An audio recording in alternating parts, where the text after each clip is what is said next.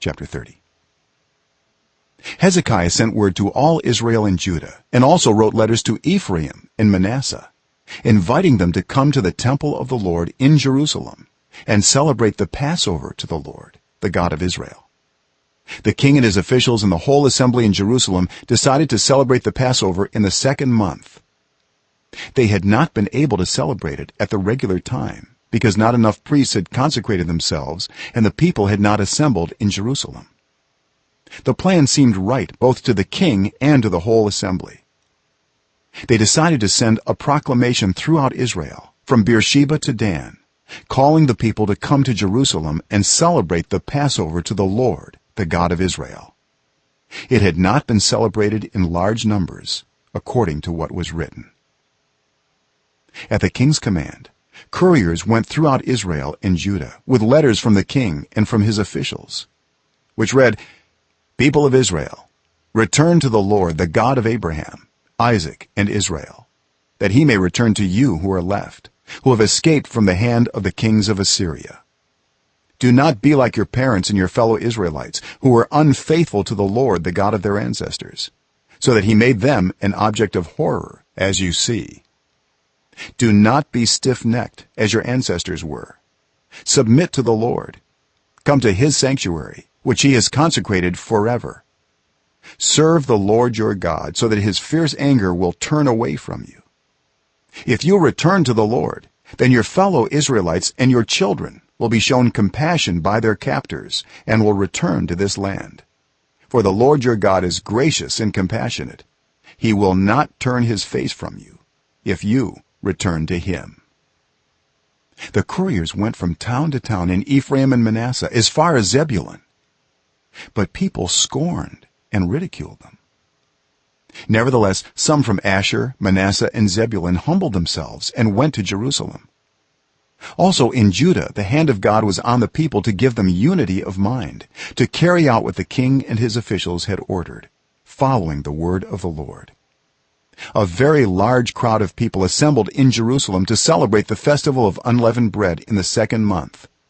They removed the altars in Jerusalem and cleared away the incense altars and threw them into the Kidron Valley. They slaughtered the Passover lamb on the 14th day of the second month.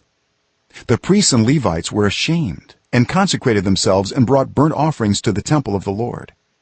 Then they took up their regular positions as prescribed in the law of Moses, the man of God. The priests splashed against the altar the blood handed to them by the Levites.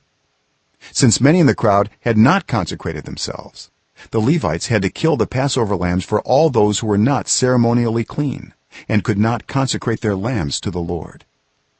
Although most of the many people who came from Ephraim, Manasseh, Issachar, and Zebulun had not purified themselves, yet they ate the Passover, contrary to what was written.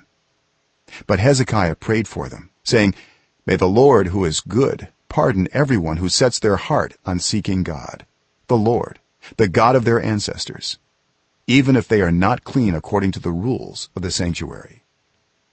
And the Lord heard Hezekiah and healed the people.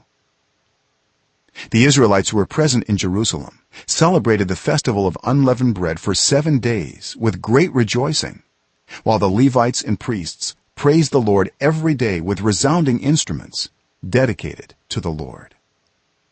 Hezekiah spoke encouragingly to all the Levites, who showed good understanding of the service of the Lord. For the 7 days they ate their assigned portion and offered fellowship offerings and praised the Lord, the God of their ancestors.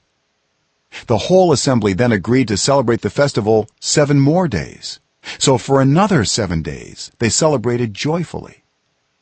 Hezekiah, king of Judah, provided 1,000 bulls and 7,000 sheep and goats for the assembly, and the officials provided them with 1,000 bulls and 10,000 sheep and goats. A great number of priests consecrated themselves. The entire assembly of Judah rejoiced, along with the priests and Levites and all who had assembled from Israel, including the foreigners who had come from Israel and also those who resided in Judah. There was great joy in Jerusalem, for since the days of Solomon, son of David, king of Israel, there had been nothing like this in Jerusalem. the priests and the levites stood to bless the people, and God heard them, for their prayer reached heaven, his holy dwelling place.